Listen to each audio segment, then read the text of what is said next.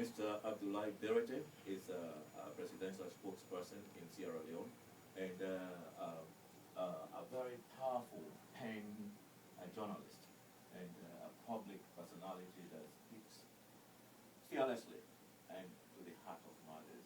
A very patriotic Sierra Leonean, regardless of the political flag that he carries.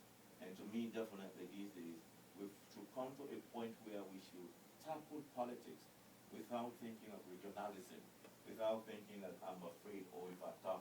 People are always going to say, and some of us, we say the fact, we give praises where praises are supposed to be, and we criticalize matters where they're supposed to be.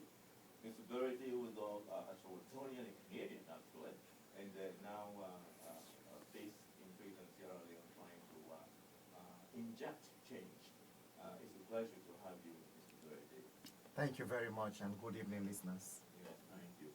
You and a host of many other party spokespersons, the people in Sierra Leone are on an international mission trying to spread the word of where Sierra Leone is headed, and that brings you to Toronto.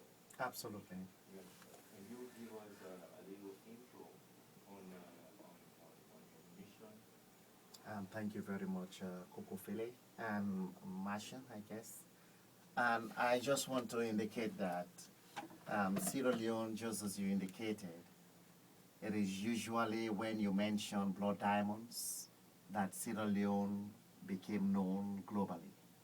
But for us, when the new government came into governance in 2007, one of the utmost priorities was to rebrand the country. The rebranding itself is defined from our own perspective and not from an outsider telling us our own story. So it is more of a nationalistic adventure in governance. And when we came, Sierra Leone is not a welfare state as it used to be in the Western world.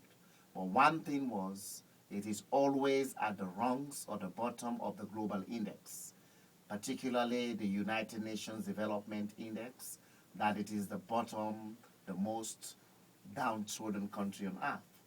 But today, what is our own story? A president who came into governance, Dr. Ernest Bai Koroma,